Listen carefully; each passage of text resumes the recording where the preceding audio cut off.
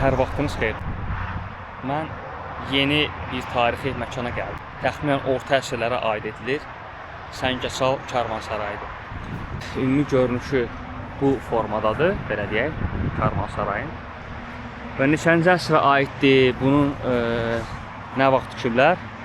Kitabəsində məlumat verilir. İndi mən kitabəsini göstərəcəm. Əvvələ burada olmalı idi, bilmirəm indi o qalır, yoxsa dağılır. Əla, qalır burada. Bax, buradadır. Əsas odur ki, bunu dağıtmayıblar, yəni bax, burada görsənlir, qalıb burada. Demək ki, tarixi barəsində məlumat verim ümumi olaraq.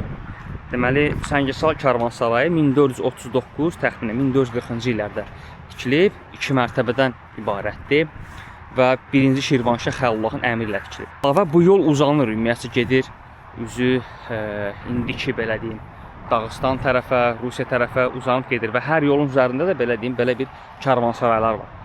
Bura Səngəçal Karvansarayıdır və Səngəçaldan sonrası gəlir Qaraçı Karvansarayı var. Niyəcik deyirlər ora, həmin bu tarixi biz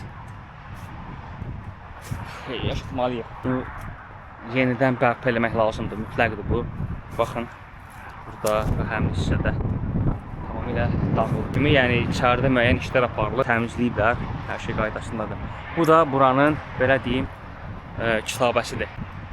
Burada, arxada həmin o kitabə göstərilir. Belə.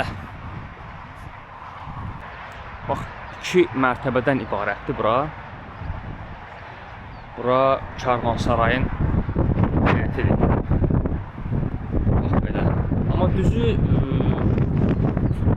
əvvəlki vaxtdan fərqli olaraq buranın içərisini təmizləyiblər. Çox təmizləyib və düzəldiblər. Bax, bu yaxşıdır, həqiqətən. Diqqət edin, buraları çox gözəl təmizləyiblər. Bu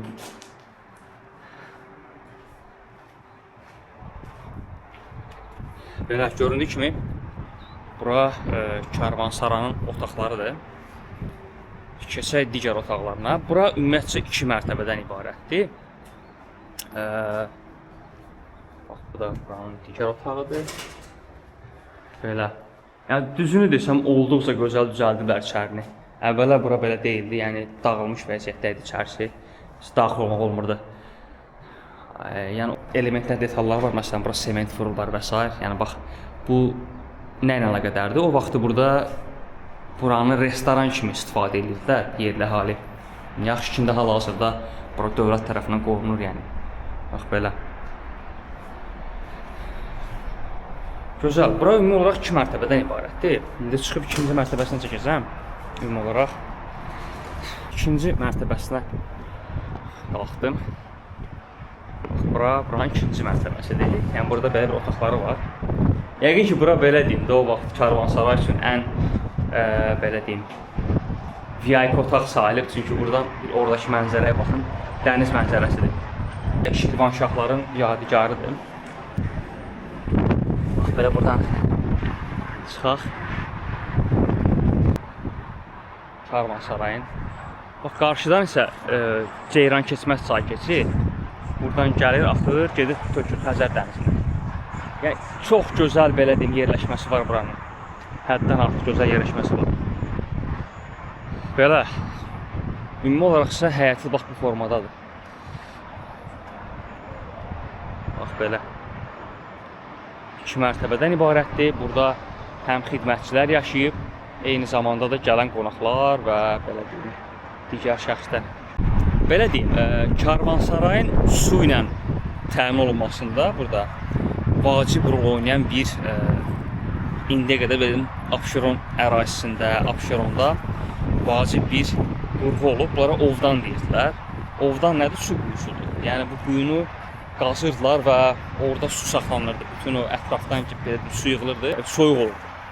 Və mən indi onu göstərəcəm. Demək ki,